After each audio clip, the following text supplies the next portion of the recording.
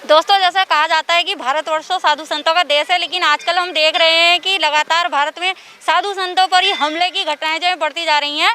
ऐसी ही घटना एक पालघर में हुई थी, जहां पर 2 निरीह साधुओं की हत्या कर दी गई थी और अब फिर से एक ऐसी ही घटना हुई है डासना मंदिर पर। वहां पर जो नरेशानंद जी थे वो जंतर मंतर में के कार्यक्रम में भाग लेने आए हुए थे और उन पर भी जानलेवा हमला किया गया। तो हमारे समाज में इतने सारे हिंदू संगठन चल रहे हैं, लेकिन उसके बाद भी संतों की कोई रक्षा नहीं हो पा रही है। तो यहाँ पर हमारे साथ कुछ हिंदू संगठन के भाई हैं, राष्ट्रीय हिंदू युवा वाहिनी के। तो आज हमारे मन में भी कुछ ज्वलंत प्रश्न हैं, उनके उत्तर हम इनसे जानना चाहते हैं। आइए देखते हैं ये क्या कहते हैं इस विषय में।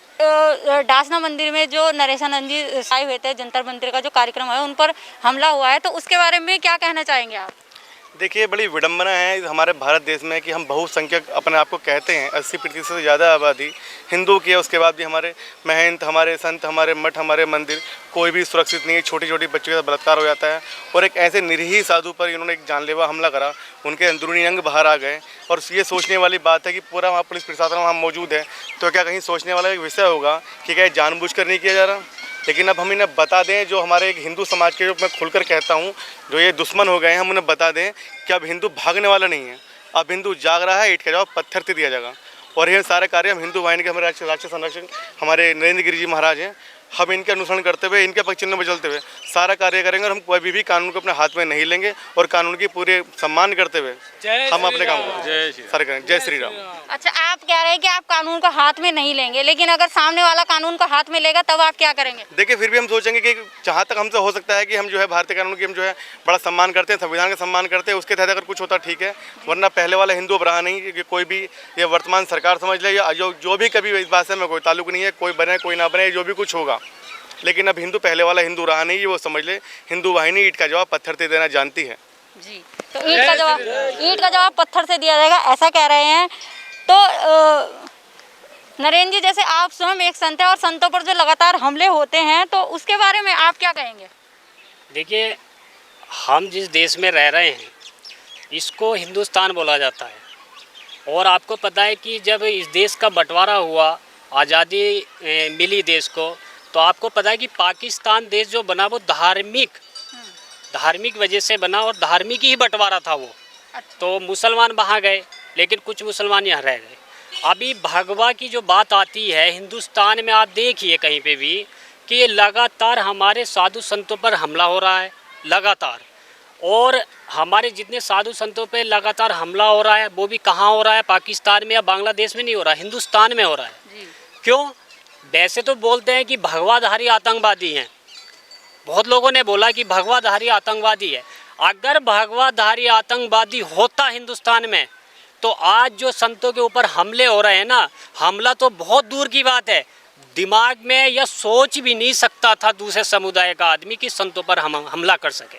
अगर हिंदू आतंकवादी होता या भगवाधारी आतंकवादी होता, तो ये लोग हमारा जो है, जो एक नारा है कि भाईचारा भाईचारा, उसी का ये लोग गलत फ़ायदा उठा रहे हैं। लेकिन अब आगे से ऐसा चलने वाला नहीं है हिंदुस्तान के अंदर। अच्छा, जैसे हमने देखा है कि ज़्यादातर हर चीज़ में ही, जहाँ भी हमने देखा है वहाँ पर हिंदू धर्म को ही टारगेट किया जाता है, हर चीज़ के लिए ब्लेम किया जाता है, हिंदू धर्म को टारगेट किया जाता है। अगर कुछ हिंदू धर्म में कुछ गलत घटनाएँ होती हैं तो उन्हें ज़्यादा अधिक उछाला जाता है, ऐसा होता है। तो हिंदू धर्म को बहुत अधिक टारगेट किया जा रहा है, तो इस बारे में क्या कहेंगे आप? देखिए, मैं सबसे पहले तो इस देश के जितने भी हिंदुस्तान के अंदर हैं सेक्युलर, उनसे बताना चाहता हूँ, और उन्हें ये वीडियो भी देखनी चाहिए।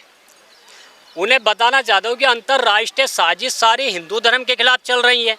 बॉलीवुड को देखोगे तो वहाँ पर जो परसा जाता है, तो उस पर बार बार हमारे धर्म को टारगेट किया जाता है। अगर कोई डायरेक्टर या कोई भी है जो मूवी बना रहा है, कभी किसी ने किसी पीर के ऊपर बनाई है क्या?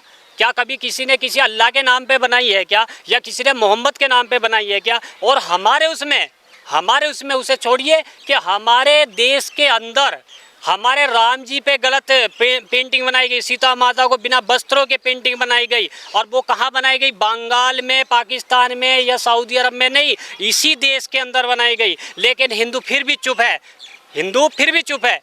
और बार बार टारगेट किया गया संतों को भी। जिस संत ने समाज को जगाने का काम किया, तो भी उन्हें बेचारों को हमेशा के लिए सुला दिया गया। लेकिन इस पे कोई भी सेकुलर बोलने को तैयार नहीं है, बोलेगा भी नहीं है।